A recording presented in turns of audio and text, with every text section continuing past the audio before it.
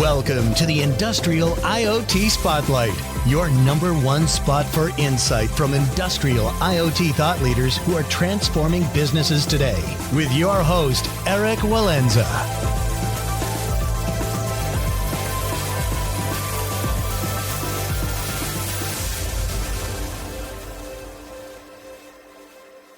Welcome back to the Industrial IoT Spotlight podcast. I'm your host, Eric Walenza, CEO of IoT One, the consultancy that helps companies create value from data to accelerate growth.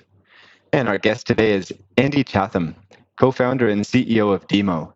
DIMO is an open platform that connects data producers like cars and consumers, such as applications and businesses, to unlock next-generation mobility services.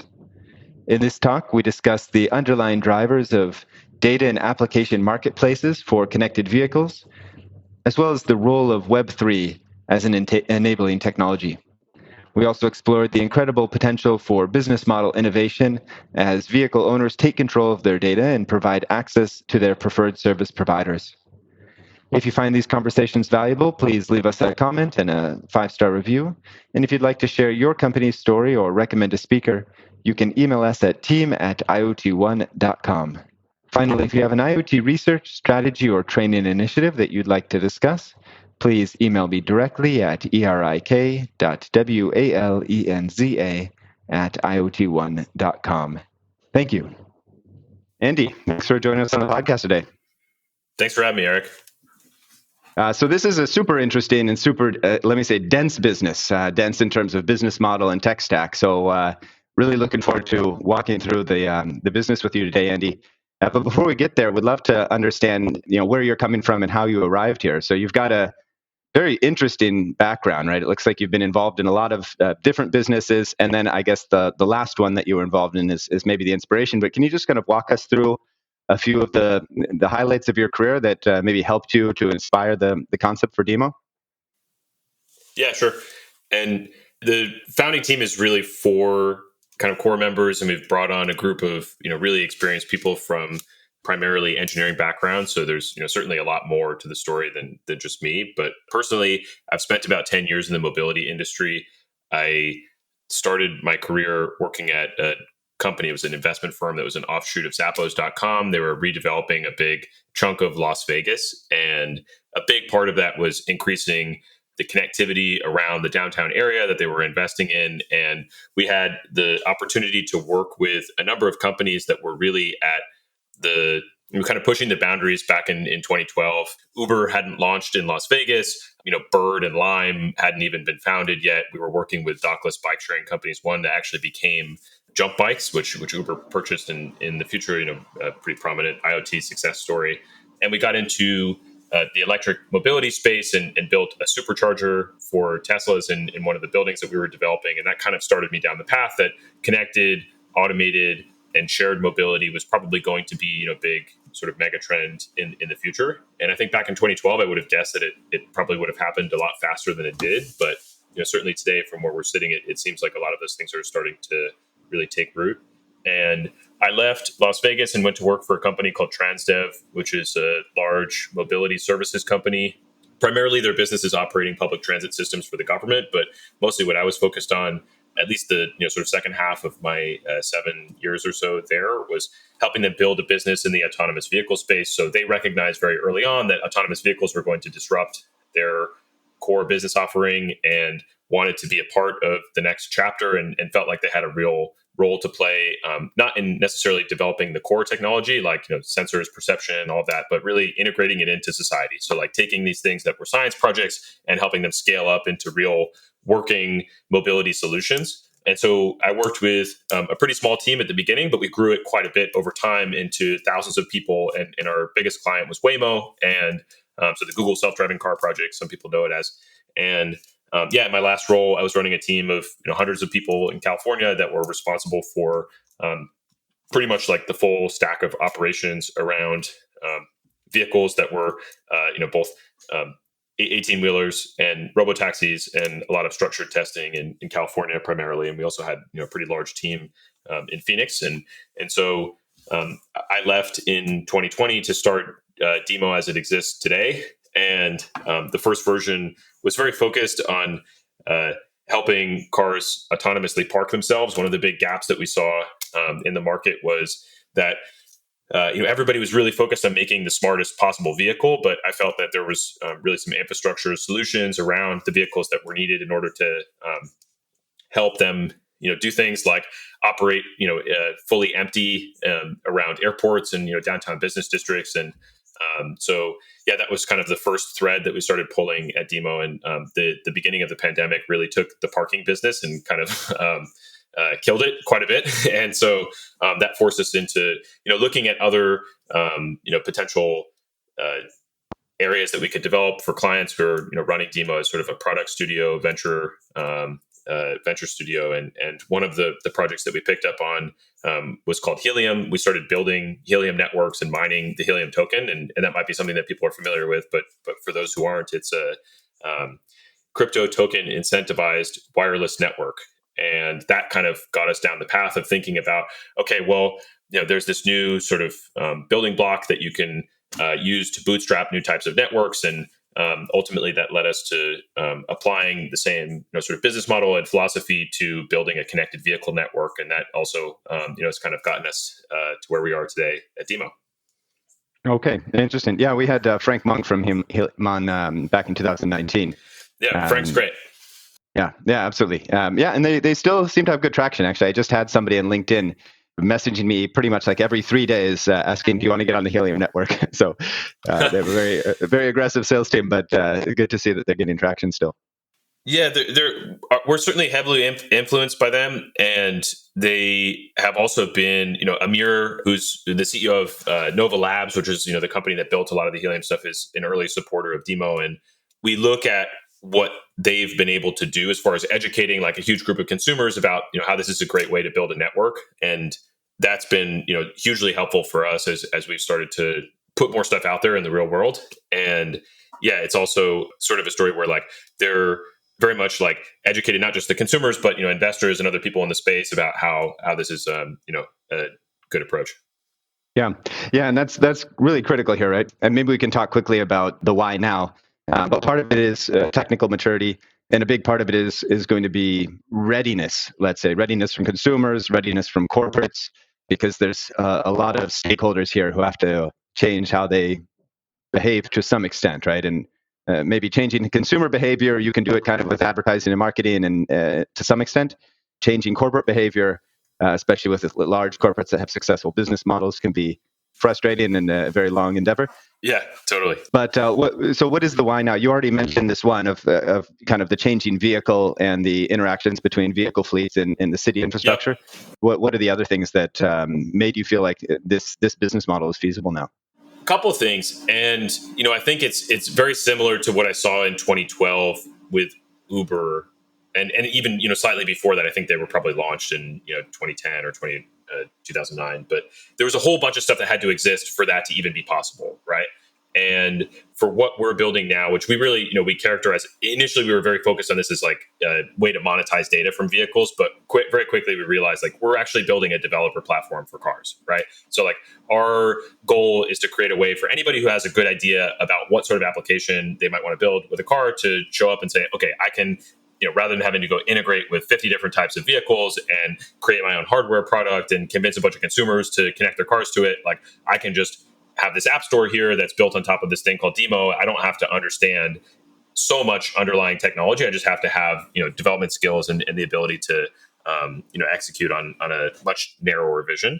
And for the folks at Uber to be able to do that in 2009 or 2010, they had to have, the iOS, app store. They had to have Google Maps. They had to have, enough drivers with phones. And for us, what that looks like is, 90% of cars that are coming off the production lines today already have existing internet connections, right? So like we're able to, basically use a service that's kind of like Plaid for cars.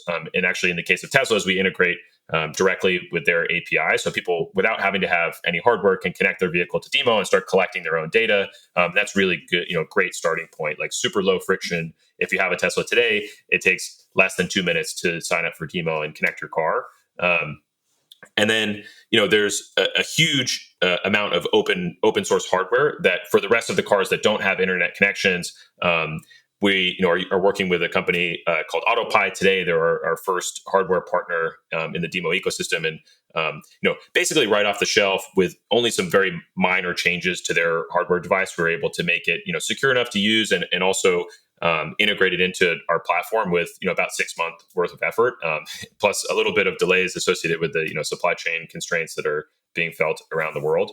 And then, of course, there's also like the so what about all of this, which is, okay, great. Like you've built a developer platform for cars, you've connected all these cars to it, you've made it very easy for people to do that. But like, what can they actually do once they've taken that first step?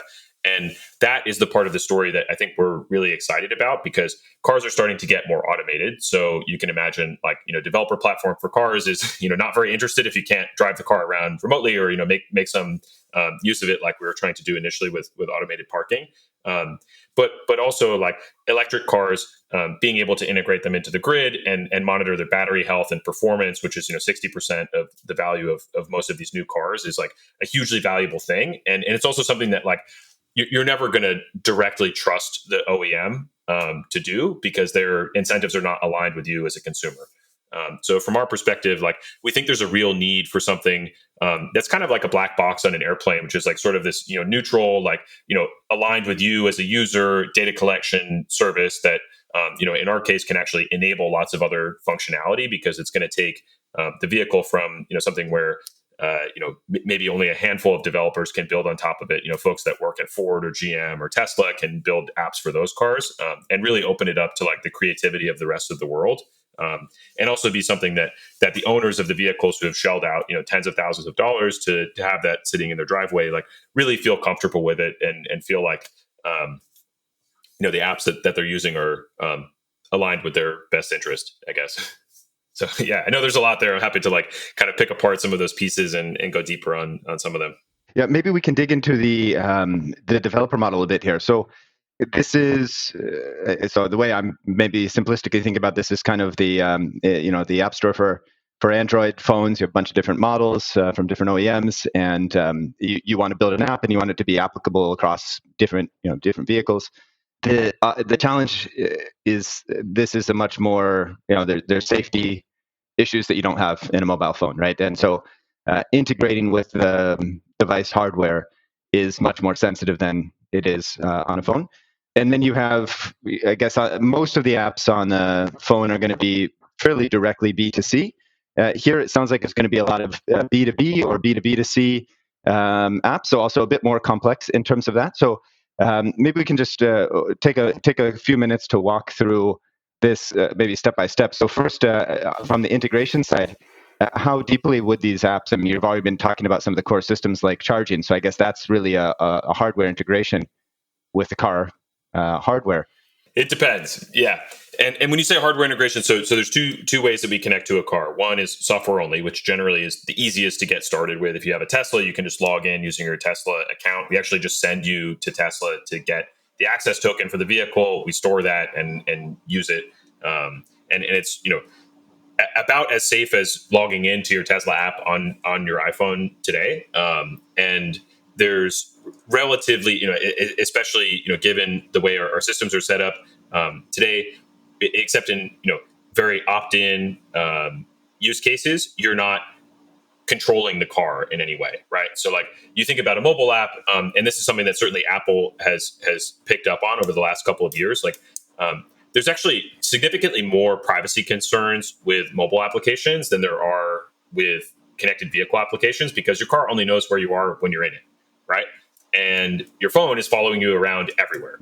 And so in some regards, like there are, additional safety concerns that people have to be aware of. But one of the things that we say, when people bring up the privacy issue is like, yes, I mean, of course, it's extremely important for us to be very user aligned. Like we're generally our approach is that we're only monetizing data when people opt into it completely. So people are generally agreeing to this versus like using Facebook or Instagram, where it's kind of like a trick that they're playing on you in a lot of cases.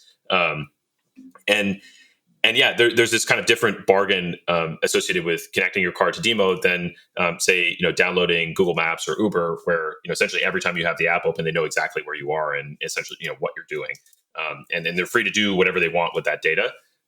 So that's a big part of it. And then on the hardware side, one of the things that we picked up on very early on when we started looking deeper at the space is that cars are connected cars specifically. So if you down, if you buy a new GM car today and you use their connected vehicle service, which they provide to you for free at the beginning, you're actually opting in to allow them to sell the data from your car, use it for their own purposes. And a lot of people don't want that, right? So our reasoning behind investing in the hardware ecosystem is basically giving people a way to opt out of that connected vehicle services world, where if you don't want the company that sold you your car to be able to monetize the data however they want, sell it to third parties, you can buy one of our hardware devices and trust that the data is being stored for you, and then you get to decide what to do with it after that, and monetize it however you want.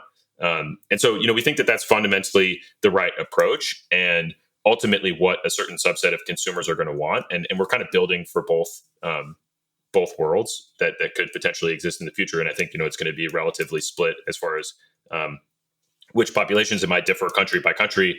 And yeah, ultimately our approach with any third-party developers, of which, there are exactly zero today, like we're, talking very hypothetical, not too far in the future, but we're not sharing any data outside of the platform as it exists today. Like we're still very much in this bootstrapping phase where we have all of these third-party applications that we're starting to work with developers on, and in a lot of cases are incubating within the company that's building DIMO. But yeah, we're taking it very slow as far as letting any data outside of the platform. And basically today, the product, if you download it and start to use it, it's kind of like a Fitbit for your car, right? Like it gives you all the data back that the OEM doesn't necessarily show you. And yeah, OEM in this case is like the car company that made your car, Ford, GM, Honda, whoever. And so yeah, our first goal is like kind of educate the consumer about this. And yeah, we have, a business model that we've put in place that I'm happy to go further into, where, early users that are providing us with all this, data and allowing us to kind of troubleshoot and calibrate the system in these early days are actually able to kind of benefit from that in the long term, especially as the platform matures and more third-party applications show up and start to build. So yeah, we can go either down the direction of like, business model specifically or into applications, but either one works.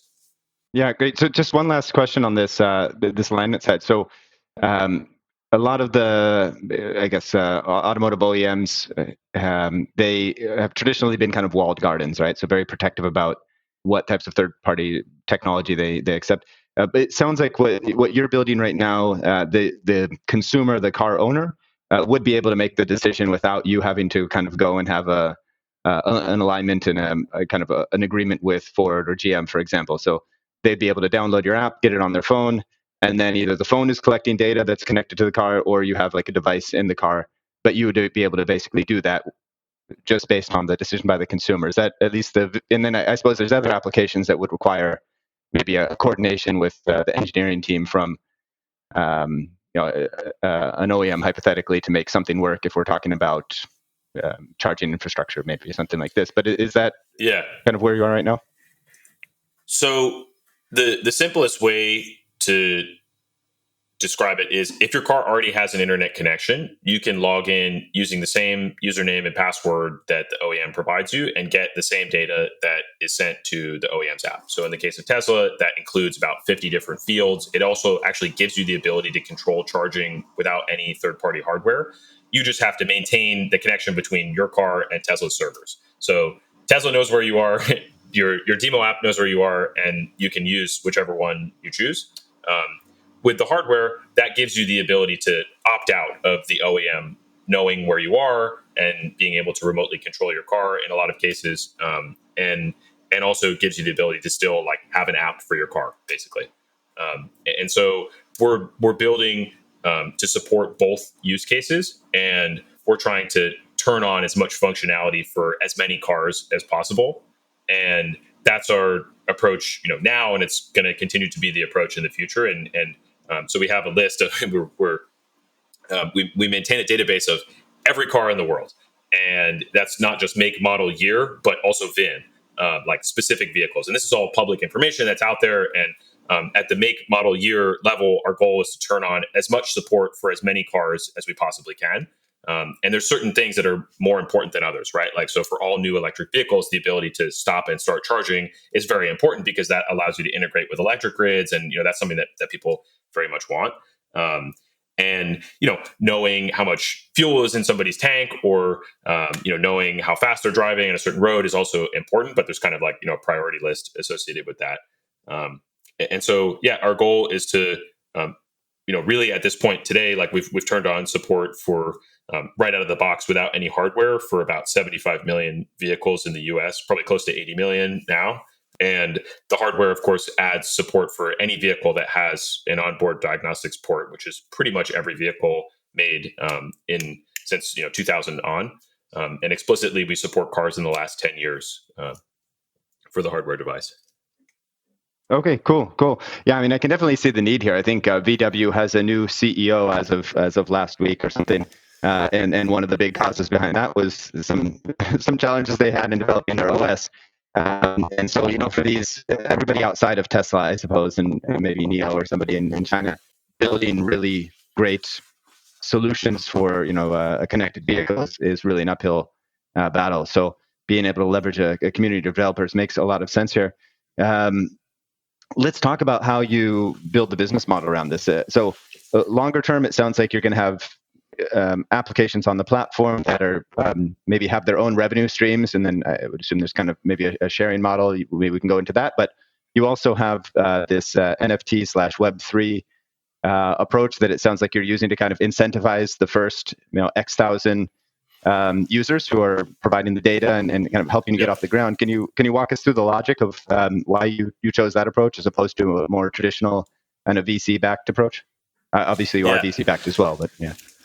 Sure. So I'll give the kind of origin story and the need that we were addressing early on.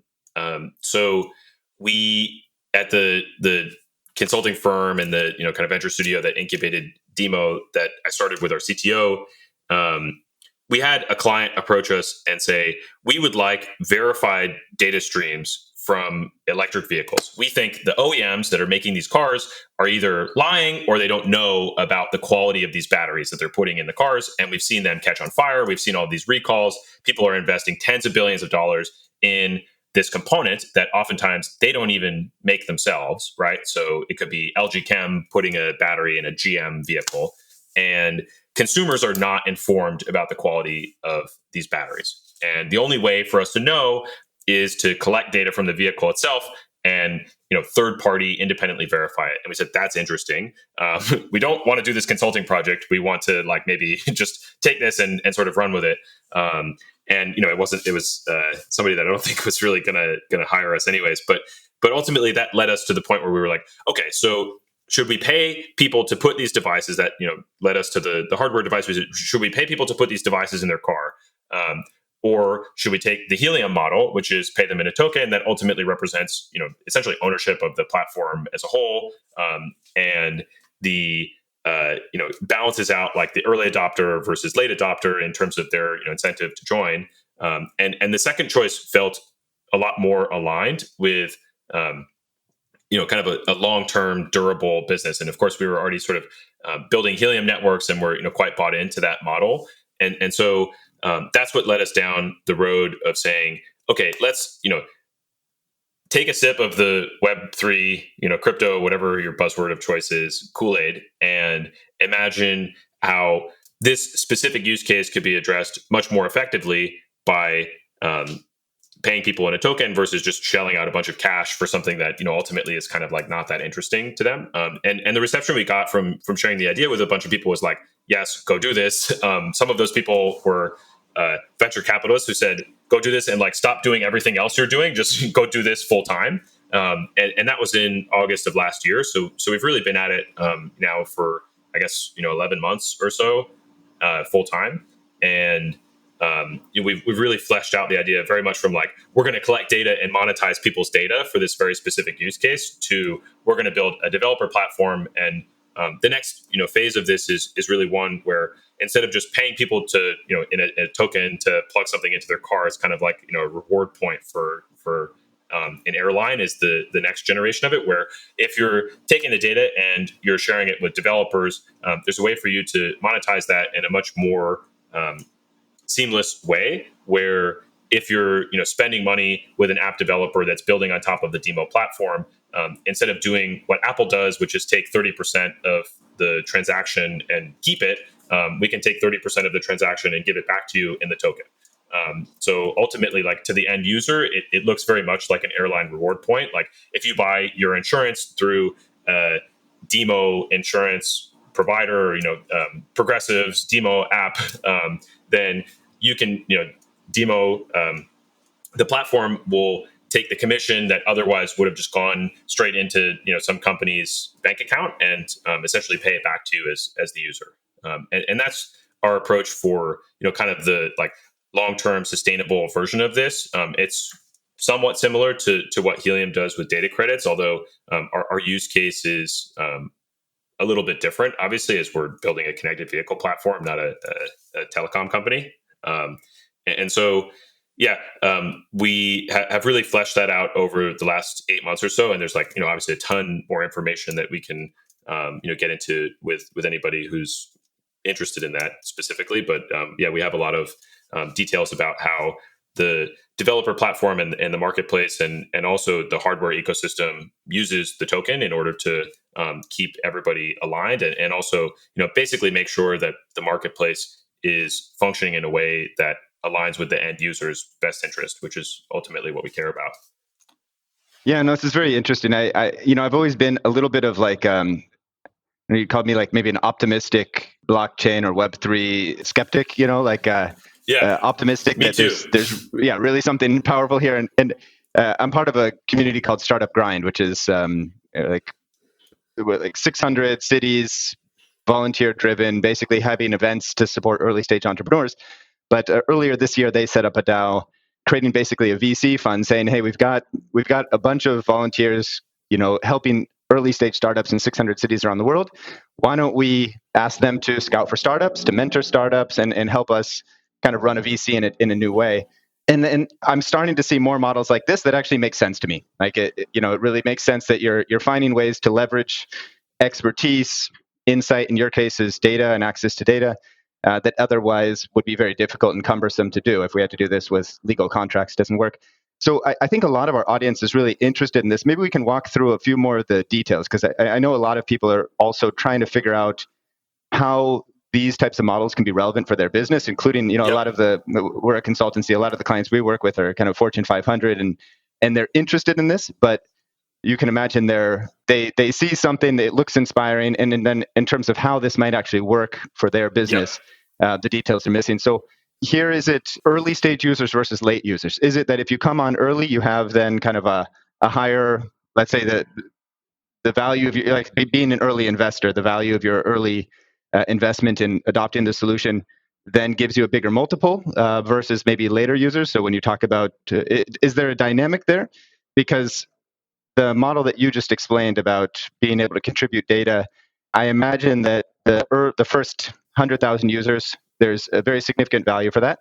Once you have 100 million users, the incremental user is less important in that context. And then you are going to have to actually start generating real cash flows at that point, from commissions on the app to finance operations and so forth. So how do you kind of manage the dynamic between the value of having early users and then later on actually wanting to have cash flows and not give away all the value that you're generating back to the user base and kind of maintaining a P&L? Yeah.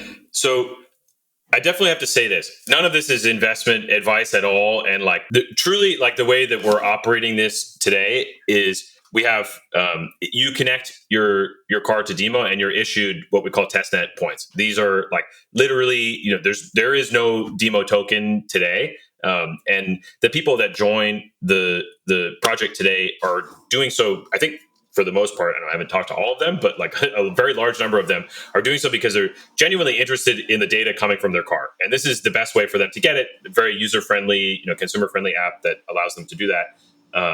And so our long-term vision for this is one in which the token really becomes something that fades into the background for the end user, kind of like your airline reward points do when you're booking an airline ticket. Like, it's a benefit, but it's not, something that maybe it causes you to come back to the same airline over and over again.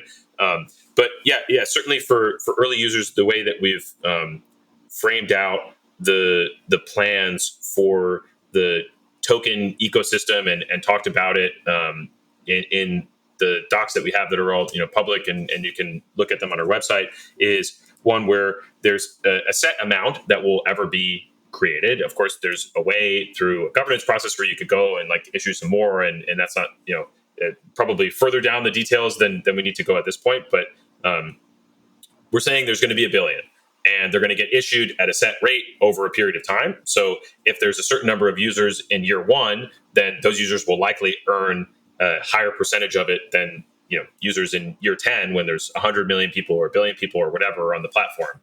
And so we think that that's a good incentive mechanism to say, if you're willing to take a risk on this thing that you just heard about that has only existed for a year or so, like, great, you should probably have a greater say in how things go in the future than somebody who just shows up in year 5 because they want cheaper insurance.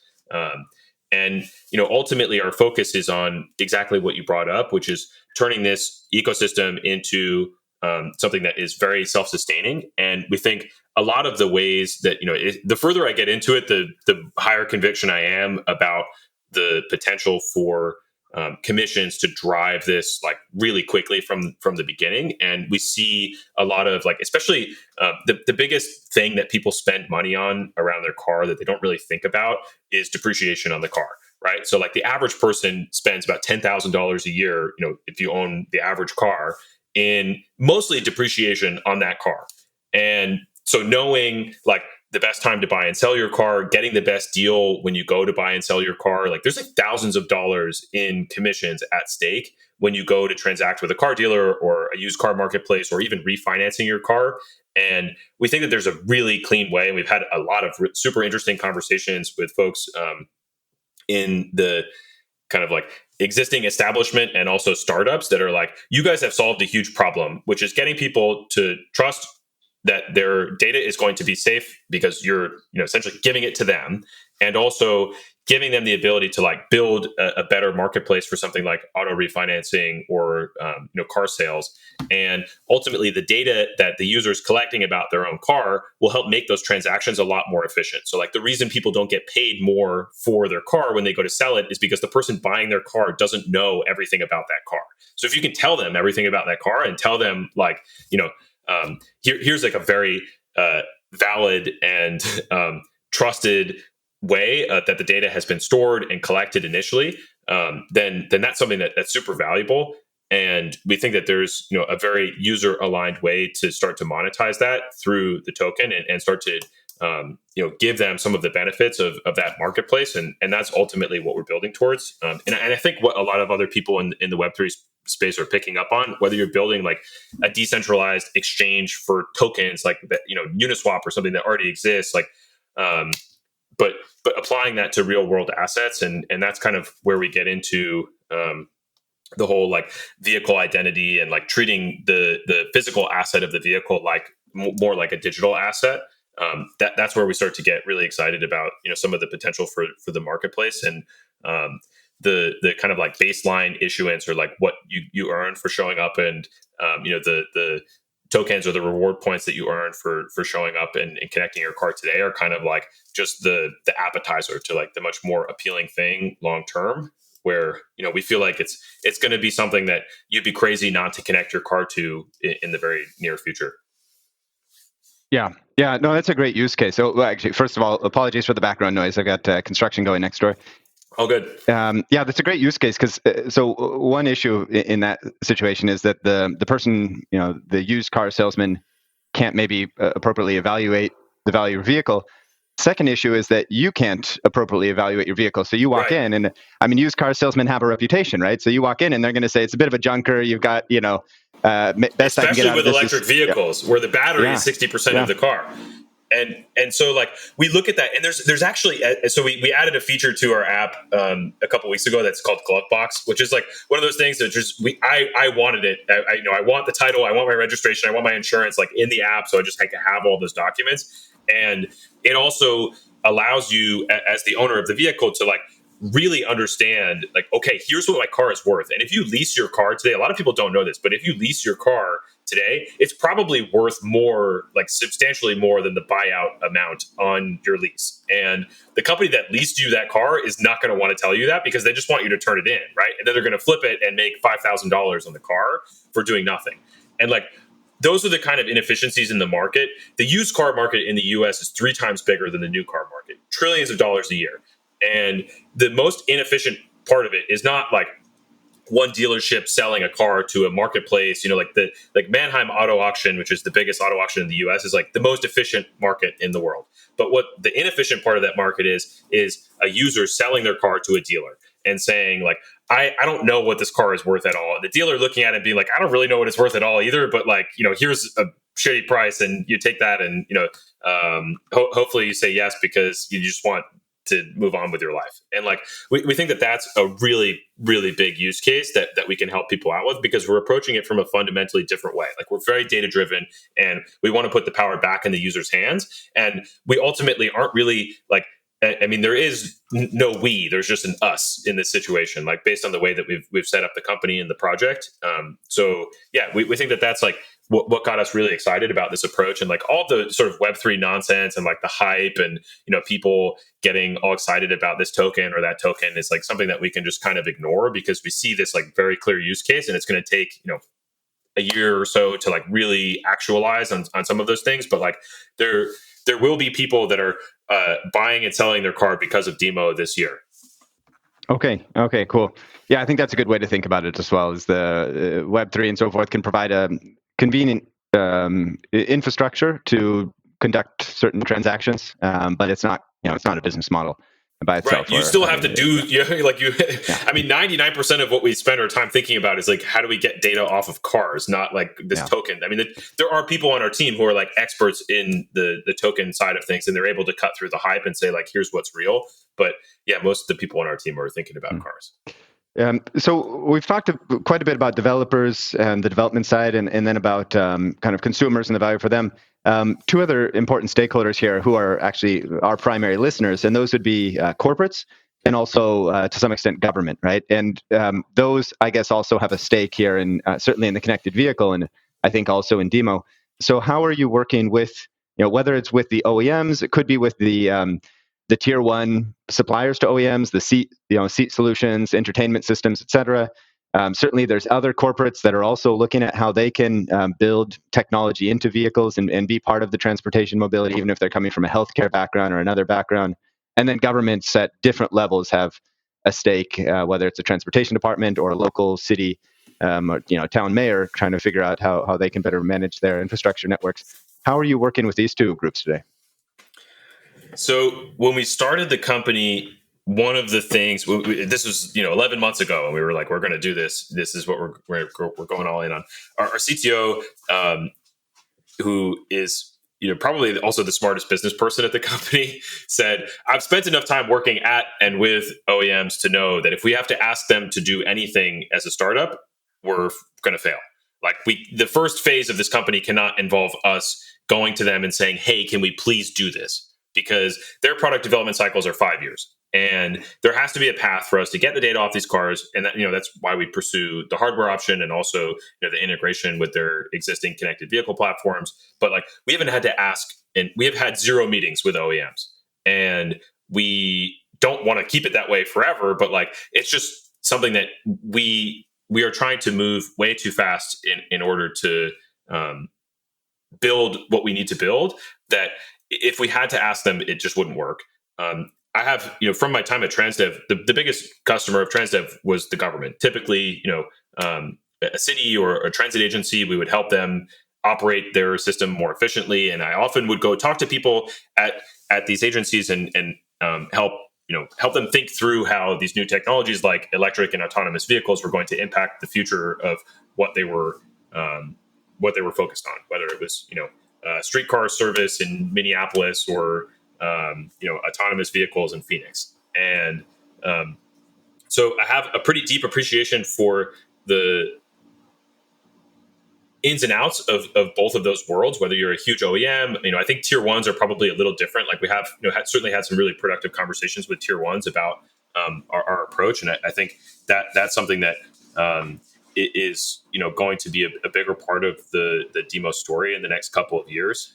But really our approach is like we want to abstract away all of the like complexity from these big companies and give them something like reasonable to do business with. In a lot of cases, like insurance companies actually have showed up and said, we have all of these plug-in devices that we put in people's cars, and like our biggest problem is that nobody plugs them in.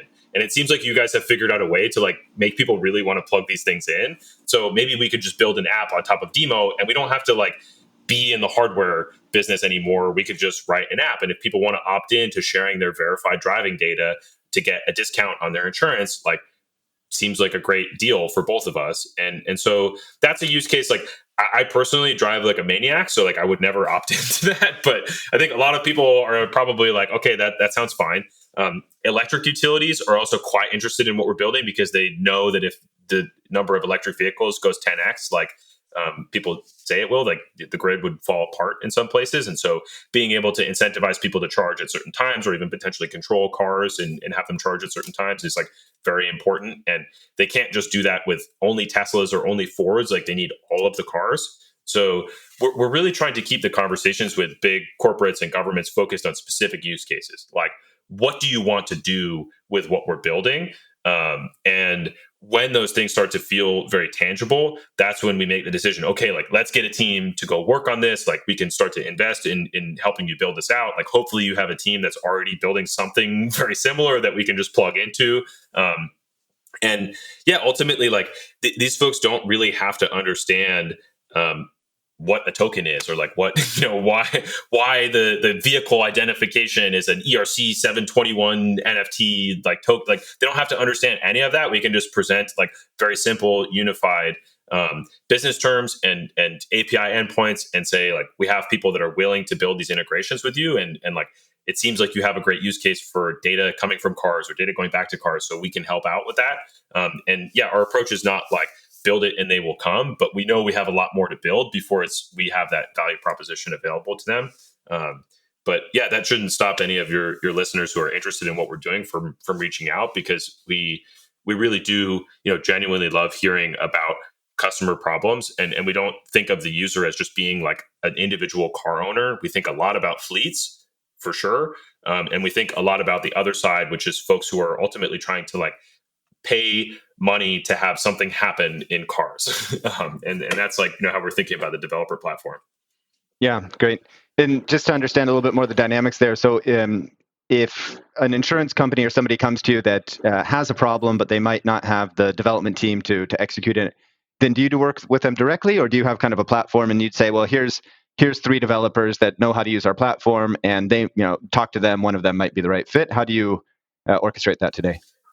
Yeah. So today we have it's going up somewhat rapidly. There's probably 5 or so like private companies building in the DIMO ecosystem. And so they're either creating hardware products, or they're, other software companies that are interested in like, we want to do deep analysis on electric vehicle battery data, or we want to create risk scores for insurance companies. And I think there's going to be some companies that develop around the ecosystem that are, interacting with it at like a very close level, and they can go out and talk to the Progressive or Geico or whoever and say, we have this like insurance product that you can white label and integrate into your insurance app and give people underwrite people's risk based on their DIMO data and give them an insurance quote.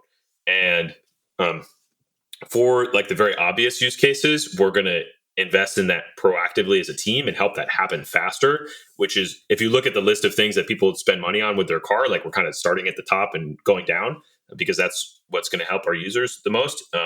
So yeah, plugging into car marketplaces and like helping people get a good valuation for their car is something that we think like needs to be in the core product, but then building the connection into like a dealership network or an auto auction or some other like Carvana or Vroom, like whatever. That ultimately, I think there'll be a business case there for a company that just comes out of nowhere and says like, this is something that we want to create because we think there's a market opportunity here. And yeah, we're trying to encourage that as much as possible. And in some cases, we're investing in those specific use cases where we see them materializing really fast. Yeah, got it. Yeah, I mean, I think we're going to have a conversation in 12 months. You started this about 8 months ago. You raised, I think you raised a seed round a fairly healthy seed round in February or so. And so it sounds like you have a lot of traction. You're moving very fast. But, obviously, this is a very ambitious project. And it is, yeah. I mean, we've got a hell of a team doing it, and like people that are not. I mean, there's a good mix of folks who are like young and really idealistic and early on in their career, and then people like me who have been like 10 years into this and like sort of seen the play a little bit. But yeah, there's a really awesome team building this project, and we're fortunate to have convinced a number of people early on that this is like worth investing in and resourcing in such a way that it can be built in the right way. And so, yeah, I mean, we've gone from 4 people and mostly just like me sitting in my garage to, now 20 people spread out across the country and US, Europe, Canada, South America. And we're going to be at this for a while. So yeah, we could do it annually if you want. Yeah, I would love to. I mean, the logic makes sense, right? I mean, this is a space where infrastructure is evolving, things are possible that were not possible 5 years ago, and also the needs are evolving, right? In terms of moving from personal ownership towards fleets and so forth. So it seems like timing is right, technology is available. Nonetheless, very ambitious, and I really look forward to kind of seeing where you are in a year. Andy, I think I don't know, if we covered everything we could have covered here because it is. A bit of a kind of a complex model, but is there anything that we missed that you think is really critical for folks to understand at this point? Yeah, I mean, there's been this whole debate about Web3 use cases that I've kind of watched play out. Like one of our early supporters, Packy McCormick, kind of like waded into this and got called out as like, oh, you're like giving some crappy example for Web3. Like we try to stay out of that because we think we're ultimately like building the thing that like the next wave of all of this excitement and hype is going to be based on. And we're trying to make it as real as possible. Right. And I think one thing that we haven't done a great job of because we're nerds, right? Like like we are nerds on our side over here. Like there's a lot of people that are like very in the weeds on technical details and like we get excited about the complexity. But one of the things that we've really learned is like, in order for this to make sense to the average person, we got to simplify it down a lot. And like, I hope that 12 months from now, when I'm talking to you, we have like, hey, you sign up for this thing and it will save you $200 a month on average on your car. And like the average person will be like, hell yeah, I'm down for that. Like sign me up. How do I do it? Like get me one of these hardware devices. Hopefully we can make the cost of the hardware device go way down. And like our goal as much as possible is to like simplify. And that, is against the backdrop of like all of this technology that we're building and like increasing number of vehicles connecting and applications. But like, there's a lot that we've invested in. We have an incredible director of design on our team who has like already, in a couple of months created this whole design system for how developers can like create apps that feel like they're part of the native DIMO experience. And like, we're investing a lot more than I think a lot of other crypto or Web3 projects have in design and accessibility for users. And I think that's because we're really focused on not this sort of techie, like very niche experience, but we're trying to build for the masses and create something that can be very durable and long term. So yeah, I think that's something that like maybe the next time we talk will be much more of a theme is like here is this actual use case that people are executing on every day in very large numbers to make their life better, and like that's what this is all about. Yeah, perfect. Well, let's put a date in the calendar for 12 months, and then also keep me posted if something interesting comes up in the coming months. Be happy to have you back on and feature it. I think this is a super interesting topic. Sweet. For folks that are interested in learning more or getting in touch with you and the team, what's the best way for them to reach out right now? We still have our original domain, which is dimo.zone, DIMO.zone. And you can find us on Twitter at DIMO_network. And then we have a very active Discord community, which you can find through either of those places where people are doing all kinds of stuff every day. I mean, it's really not like I work for the company that kind of originated the DIMO idea. But like I said, there's dozens of people that wake up every day that don't work for this company that are thinking about DIMO and That's pretty awesome. We have thousands of cars connected, and it's pretty easy to do that if you have one that's compatible. So the simplest way to figure out more about what we're doing is just to dive in. Great. We'll put those in the show notes. Andy, thank you. Eric, thanks for taking the time. Thanks for tuning in to another edition of the Industrial IoT Spotlight. Don't forget to follow us on Twitter at IoT1HQ and to check out our database of case studies on IoT1.com. If you have unique insight or a project deployment story to share, we'd love to feature you on a future edition. Write us at eric.walenza@iot1.com.